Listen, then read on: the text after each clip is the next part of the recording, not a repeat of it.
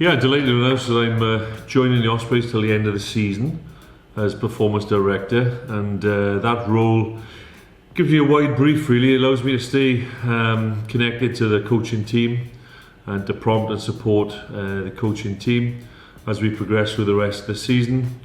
But also gives me a wide brief to go out and look at the coaching model for next season and beyond. For example, we're going to need a new attack coach. Matt Sheridan is leaving us, and we need to look at how we can find a replacement for Matt, who's a quality coach, and of course we wish him well with his new role up in Worcester.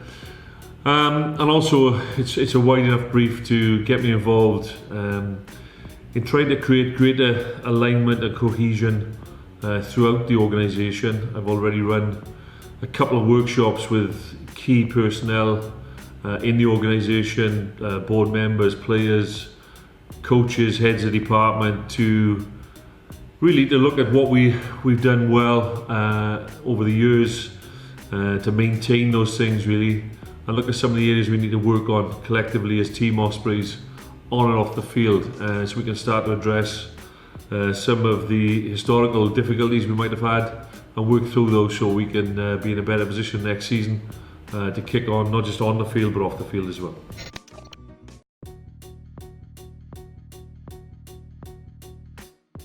Yeah, there was a fairly obvious situation unfolding with a number of injuries that the Ospreys have had. So there's clear and obvious trends there. Injuries, having to borrow loan players.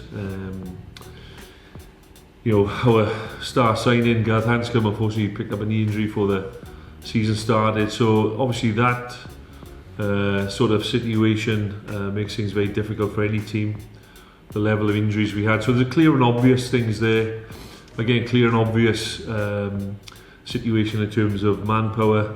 We've just lost the head coach, and the coaches themselves then, the coaching team was sort of in terms of numbers a man down. So I've come in to obviously to look at that and explore the coaching model ready for next season on the back of the clear and obvious things that were in front of me, but also then some other areas that unfolded that would be sort of pretty much there or thereabouts in most clubs anyway. Is the need to get really good alignment throughout the club in terms of how everyone operates together, how everyone pulls together, the communication sort of processes, the alignment that are underpinned by visions and values, trademarks, and really how we press forward then on the back of that report in terms of a transformational approach really, rather than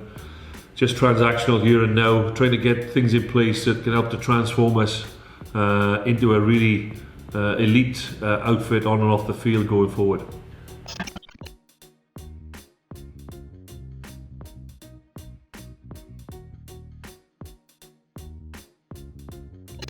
Yeah, my message to Ospreys supporters is, I can't change the past. The past is the past.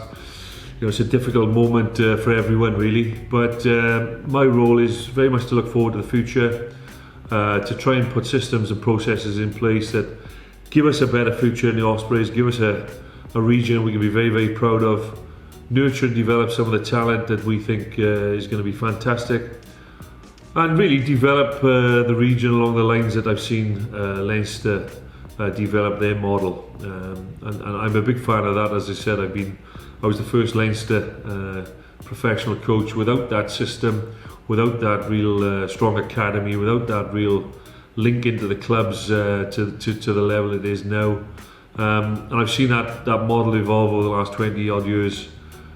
So I'm hoping it won't take us 20 odd years to get this to where we want it. I'm hoping the fix will be relatively seamless and fairly speedy, but it will take a little bit of time. So my message to Ospreys supporters is we can't change the past, but we're going to make every effort to change the future, and a future that everyone will be very proud of.